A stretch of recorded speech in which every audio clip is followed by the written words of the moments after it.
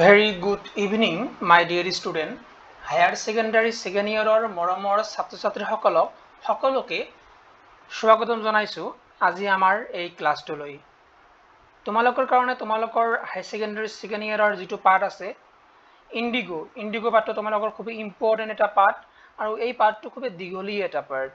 সেই কাৰণে এই লেসনটো দুটা বা তিনিটা খণ্ডত আমি আলোচনা কৰিবলৈ যত্ন কৰিম, আমি বুজিবলৈ যত্ন কৰিম। সো আজিৰ পৰা তোমালোকৰ যেটো ইন্ডিগো পাৰ্ট আছে এই পাৰ্টটো আৰম্ভ হ'বলৈ গৈ আছে, ঠিক আছে। সো ইন্ডিগো যেটো তোমালোকৰ পাৰ্টটোৰ নাম, এই পাৰ্টটোৰ নামনো কি বুজাই আছে আগতে আমি জানিব লাগিব what is the meaning of indigo, ইন্ডিগোৰ মানেনো কি এইখিনি আগত আমি বুজিব যত্ন কৰিম। সো ইন্ডিগো বুলি কোৱাৰ লগে লগে আমি মনত ৰাখিব লাগিব ইন্ডিগো মানে হল নীলখেতি। নীলখেতি যদি তোমালোকে বুজি নোপোৱা তেনেহলে আজিকালি কম দেখা পোৱা যায়, আগতে কিন্তু যেতিয়া আমি স্কুল গৈছিলো স্কুল পঢ়িছিলো তেতিয়া আমাৰ স্কুলৰ যি বগা চোলাটো আছিল, বগা আমাৰ যি কাপোৰখিনি আছিল, কাপোৰত কিন্তু কেতবোৰ নীলা বৰণৰ আমাৰ ৰাজবংশী ভাষাত আমি উজ্জ্বলা বুলি কওঁ, নীল বুলি কওঁ, ঠিক আছে। এই নীল খেতিক বুজায়, ঠিক আছে। গতিকে ইন্ডিগো মানে নীল খেতি বুজায়, ঠিক আছে। সেইখিনি বস্তুৰে আগত খেতি কৰিছিলে, ওকে, সেই কালাৰটোৰ কাৰণে, ওকে। সো আমি এই ইন্ডিগো নামৰ পাৰ্টটো পঢ়িবলৈ গৈ আছো। খুব এটা ইম্পৰ্টেন্ট পাৰ্ট হয়,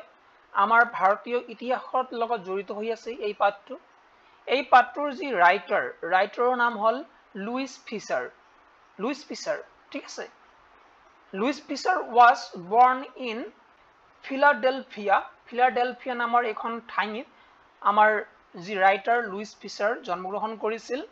হি সাৰ্ভ এজ এ ভলান্টিয়াৰ, তেওঁ এজন ভলান্টিয়াৰ ৰূপে নিজৰ কাৰ্য কৰিছিল। ভলান্টিয়াৰ মানে তোমালোকে ক'ব পাৰা যে স্বয়ংসেৱক, ঠিক আছে। ইন দা ব্ৰিটিছ আৰ্মিত তেওঁ কি কৰিছিল, ভলান্টিয়াৰ কৰিছিল। বিটুইন কিমান চনত কৰিছিল, বিটুইন মাজত তাৰ মানে 1918 এণ্ড 1920, অৰ্থাৎ 1918 চনৰ পৰা 1920 চনৰ মাজছোৱাত এই মাজৰ সময়খিনিত লুইস ফিচাৰে এজ এ ভলান্টিয়াৰ হিচাপে ব্ৰিটিছ আৰ্মিত যোগদান কৰিছিল বা ব্ৰিটিছ আৰ্মিত নিজৰ কাৰ্য কৰিছিল। Fischer made a career as a journalist, আমাৰ লুইস ফিচাৰ নিজৰ কেৰিয়াৰখিনি পিছলৈ আৰম্ভ কৰে এজন জাৰ্নালিষ্ট হিচাপে, অৰ্থাৎ সাংবাদিক হিচাপে। এণ্ড ৰোট, আৰু লগতে তেওঁ লিখিছিল, কি লিখিছিল, কাৰ কাৰণে লিখিছিল, কাৰ কাৰণে লিখিছিল, দ্য নিউ ইয়ৰ্ক টাইম, যেটো তোমালোকে পাই আছা শব্দটো, এইখন এখন পেপাৰৰ নাম, ঠিক আছে, নিউজ পেপাৰৰ নাম, বাতৰি কাকতৰ নাম, দ্য নিউ ইয়ৰ্ক টাইমছ। তাৰপিছত কি কৈছে, দ্য ছেটাৰডে ৰিভিউ, এই ছেটাৰডে ৰিভিউ বুলি যিখন তোমালোকে শব্দটো পাই আছা এইখন এখন নিউজ পেপাৰৰ নাম। নিউজ পেপাৰ মানে কি, বাতৰি কাকতৰ নাম, ঠিক আছে। এণ্ড ফৰ ইউৰোপিয়ান, লগতে যিসকল ইউৰোপৰ মানুহ আছিল, ইউৰোপৰ বিভিন্ন ধৰণৰ মেগাজিন আছিল, বিভিন্ন ধৰণৰ পাব্লিকেশ্যন আছিল, সিহঁতৰ কাৰণে লিখিছিল। এণ্ড এছিয়ান মানে আমাৰ এছিয়া মহাদেশৰ, ঠিক আছে, এছিয়া মহাদেশৰ লগত যিবিলাক আমাৰ বিভিন্ন ধৰণৰ পাব্লিকেশ্যন আছে সিহঁতৰ কাৰণে আমাৰ লুইস ফিচাৰ নামৰ যিজন ব্যক্তি আছে ব্যক্তিজনে লিখিছিলে, ঠিক আছে। তাৰপিছত কৈ আছে হি ৱাজ অলছো, তেওঁ তৰোপৰি এ মেম্বাৰ অফ দ্য ফেকাল্টি, এজন মেম্বাৰ আছিল, ফেকাল্টি মেম্বাৰ আছিলে এট প্ৰিন্সটন ইউনিভাৰ্চিটি, প্ৰিন্সটন নামৰ যি এখন ইউনিভাৰ্চিটি আছিলে তাত এজন ফেকাল্টি মেম্বাৰ আছিলে, অৰ্থাৎ তাত তেওঁ মানে শ্ৰেণীও প্ৰদান কৰিছিলে বা ক্লাছেছ কৰিছিলে, ঠিক আছে। তাৰপিছত কি কৈ আছে, দ্য ফলোইং ইজ এন এক্সাৰ্প্ট, এই যিটো তোমালোকে তলত পঢ়িবলৈ গৈ আছা এইখিনি এক্সাৰ্প্ট কৰি লোৱা হৈছে বা তুলি লোৱা হৈছে ফ্ৰম হিজ বুক, তেওঁৰ এখন কিতাপৰ পৰা। কোনখন কিতাপৰ পৰা, the life of Mahatma Gandhi. এই the life of Mahatma Gandhi নামৰ এখন কিতাপ আছে যিখনৰ ৰাইটাৰ লুইস ফিচাৰ্ছ হয়, আৰু তাৰ পৰাই এই তলৰ যিখিনি তোমালোকে পঢ়িবলৈ যাবা এতিয়া তোমালোকে পাৰ্টটো পঢ়িবা, এই পাৰ্টটো তোমালোকে the life of Mahatma Gandhi তেওঁৰ এই কিতাপখনৰ পৰা লোৱা হৈছে, ঠিক আছে। তাৰপিছত কি কৈ আছে, the book has been reviewed, আৰু কিতাপখন ৰিভিউ কৰা হৈছিলে, কিতাপখন ভালদৰে নিৰীক্ষণ কৰিছিলে, reviewed as one of the best book, এখন সবাতোকৈ ভাল কিতাপ হিচাপে নিৰ্বাচিত হৈছিলে, over ever written on Gandhi নিৰ্বাচিত হৈছিল যে গান্ধীৰ ওপৰত লিখা এখন সবাতকৈ ভাল কিতাপ হয় বাই কোনে নিৰ্বাচিত কৰিছিল এখিনি by Times Educational Supplement Times Educational Supplement নামৰ এটা অৰ্গানাইজেচন আছে এই অৰ্গানাইজেচনে আমাৰ যিখিনি লুইস ফিচাৰৰ কিতাপ আছিল কিতাপখনৰ নাম আছিল the life of Mahatma Gandhi এইখন কিতাবক বেষ্ট বুক হিচাপে নিৰ্বাচন কৰিছে ঠিক আছে আই হোপ তোমালোকে বুজি পাইছা যদি বুজি পোৱা নাই তোমালোকে মোক জনাই দিবা ঠিক আছে তাৰ পিছত আমি পাঠলৈ গুছি যাও পাঠতনো কি কৈছে পাঠটো এতিয়াই পঢ়িম সো পাঠখিনি পঢ়াৰ আগত আমি গুছি যাব লাগিব আমি খুদুৰ গুছি যাব লাগিব মোটামুটি তোমালোকে ভাবিব পাৰা যে 1917 চনৰ হিফালে ঠিক আছে যেতিয়া আমাৰ ভাৰত স্বাধীন হোৱা নাই ভাৰতৰ স্বাধীনতা আন্দোলনৰ যি সূত্ৰপাত সেই সূত্ৰপাত ঘটা নাই তেনে এক সময়ত আমি গুছি যাব লাগিব আৰু সেই সময়ৰ কথা আমি ইয়াত পঢ়িবলৈ গৈ আছো সো পাঠটো আমাৰ এনেকুৱাকৈ আৰম্ভ হয় when যেতিয়া I first visited Gandhi in 1942 যেতিয়া মই গান্ধীৰ ওচৰত প্ৰথমবাৰৰ কাৰণে গৈছিলো 1942 চনত 1942 চনত 1942 at his ashram তেওঁৰ আশ্ৰমত গৈছিলো in সেৱাগ্ৰামৰ আশ্ৰমত আমাৰ ৰাইটাৰ লুইস ফিচাৰে প্ৰথমবাৰৰ বাবে গান্ধীজীক লগ কৰিব গৈছিলে 1942 চনত ঠিক আছে আৰু সেৱাগ্ৰাম কত আছে in central India অৰ্থাৎ মধ্য ভাৰতত আছে আৰু কি কৈ আছে he said তেওঁ কৈছিলে I will tell you মই তোমাক কম how it happened কেনেকৈ এইখিনি হৈছিলে that they I decided to urge the departure of British যে মই urge কৰিছিলো মই শেষত গৈ বিচাৰিছিলো যে ব্ৰিটিছ সকলে ডিপাৰ্চাৰ কৰিব লাগে অৰ্থাৎ আমাৰ ঠাই এৰি সিহঁতৰ ঠাইত গুছি যাব লাগে গতিকে এইখিনি বস্তু কেনেকৈ হ্যাপেন্ড হল ঠিক আছে এই গোটেইখিনি কথা মই তোমাক কম এইখিনি কথা কৈ আছে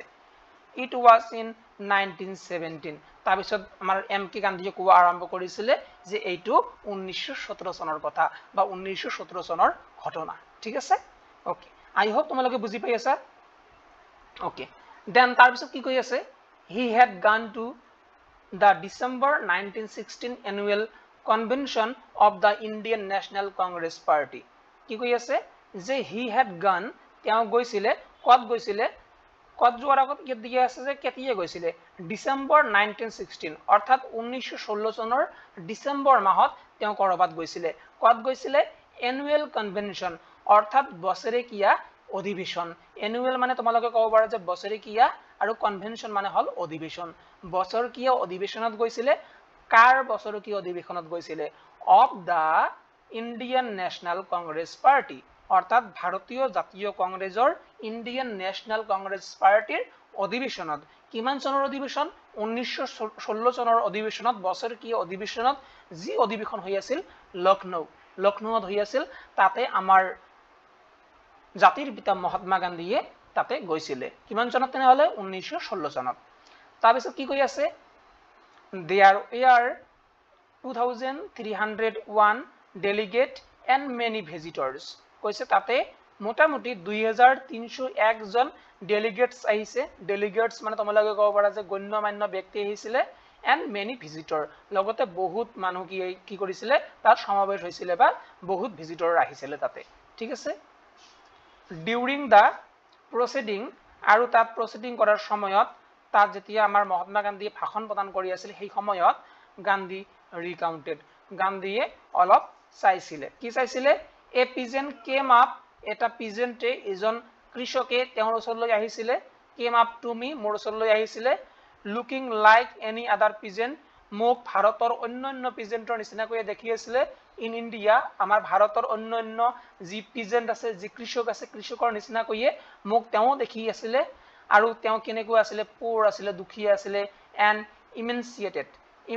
মানে তোমালোকে ক'ব পাৰা যে খুব নিৰ্দয়ী হৈ আছিল বা নিৰ্দয়ী আছিল ঠিক আছে নিৰ্দয়ী মানে তোমালোকে ক'ব পাৰা যে তেওঁ মানে হেল্পলেস হৈ আছিল নিৰ্দয়ী ক'ব নোৱাৰো আমি হেল্পলেস বুলি ক'ব পাৰো ঠিক আছে emancipated আছিল বা অৱস্থা খুব বেয়া আছিল and said আৰু তেওঁ আহি পিনে মোক কৈছিল কি কৈছিল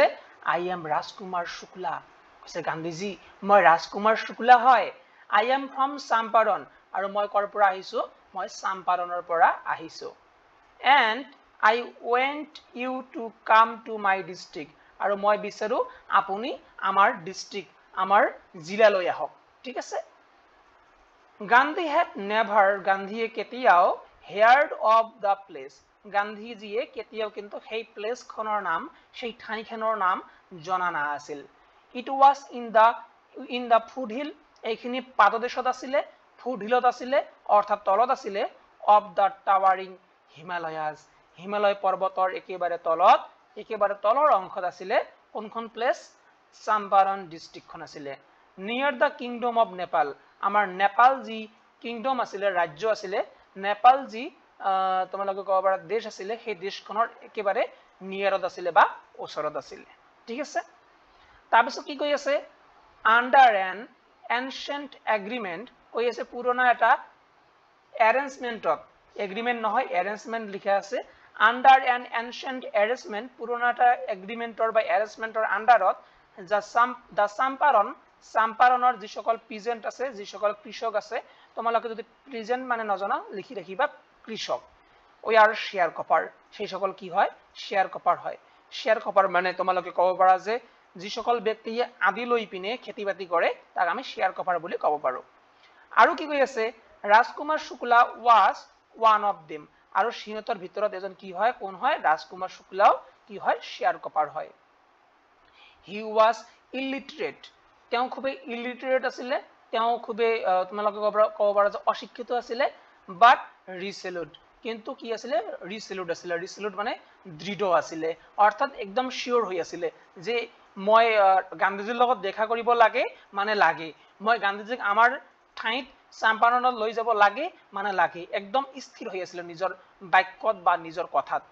he had come to the congress session তেওঁ কত আহিছিল কংগ্ৰেছৰ সেশনত আহিছিল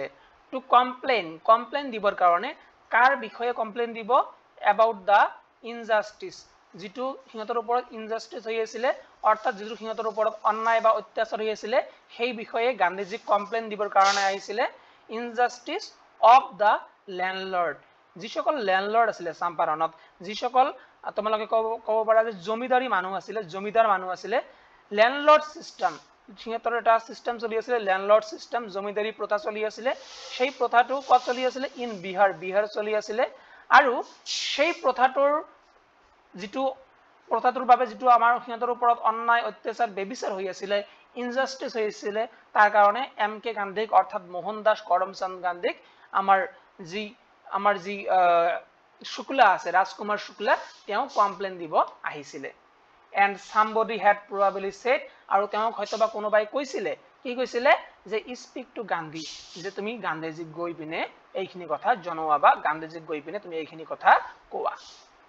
তাৰপিছত কি কৈ আছে গান্ধী told আৰু গান্ধীজিয়ে কৈছে যে শুক্লা যে ৰাজকুমাৰ শুক্লা he had an appointment তেতিয়া গান্ধীজিয়ে ৰাজকুমাৰ শুক্লাক কৈছে শুক্লা কি কৈছে যে তেওঁৰ কি আছে এটা এপয়েন্টমেন্ট আছে তেওঁৰ মানে যাব লাগিব অলৰেডি কথা দি ৰাখিছে appointment in কানপুৰত তেওঁ যাব লাগিব ঠিক আছে এখন ঠাইৰ নাম কানপুৰ and was also আৰু তৰপৰি যাব লাগিব was also committed যে তেওঁ একদম কথা দি ৰাখিছে to go তেওঁ যাব to other parts of India তেওঁ ভাৰতৰ অন্যান্য অংশতো ভ্ৰমণ কৰিব যাব বুলি তেওঁ কথা দি অলৰেডি ৰাখিছিল গতিকে তেওঁ ৰাজকুমাৰ শুক্লাৰ লগত এতিয়াই যাব নোৱাৰে চাম্পাৰণলৈ ঠিক আছে তাৰপিছত কৈ আছে শুক্লা আমাৰ ৰাজকুমাৰ শুক্লা accompanied him everywhere ৰাজকুমাৰ শুক্লাও তাৰ পিছত কিন্তু আমাৰ গান্ধীজীৰ লগত একেলগে গান্ধীজী যত গৈ আছে আমাৰ ৰাজকুমাৰ শুক্লা তালৈ গৈ আছে ঠিক আছে দেন গান্ধী তাৰ পিছত কিন্তু গান্ধীজী ৰিটাৰ্ণ কৰিলে উভতি আহিলে টু হিজ আশ্ৰম তেওঁৰ আশ্ৰমত ঘূৰি আহিলে বা ৰিটাৰ্ণ হলে নিয়াৰ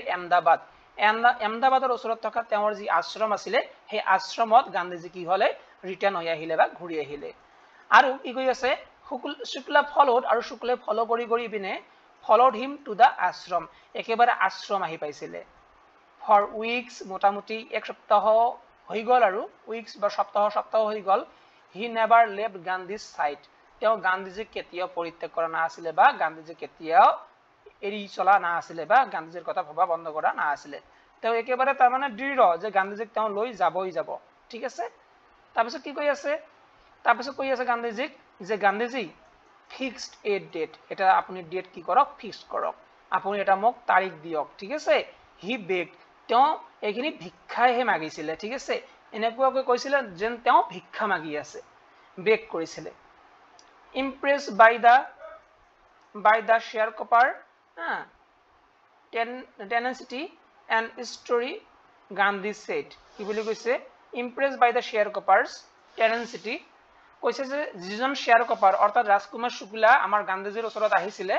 তেওঁৰ যি টেনেন্সিটি আছে তেওঁৰ যি ভাব ধাৰণা তেওঁৰ যি ধৈৰ্য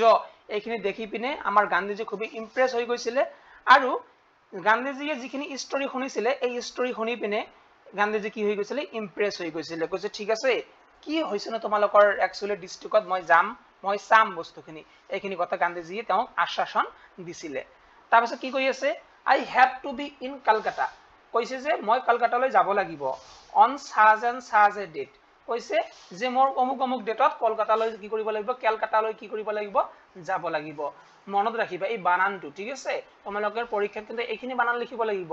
কলকাতা লিখিলে কিন্তু এতিয়া নহব বৰ্তমান সময়ত কলকাতা হৈছে কলকাতা KOLKATA কলকাতা কিন্তু আগত কি আছিল কলকাতা CALCUTTA কলকাতা ঠিক আছে ওকে গান্ধীজী কি কৈ আছে কৈছে যে মই সাজ এ ডেটত কলকাতালৈ যাম কলিকতালৈ যাম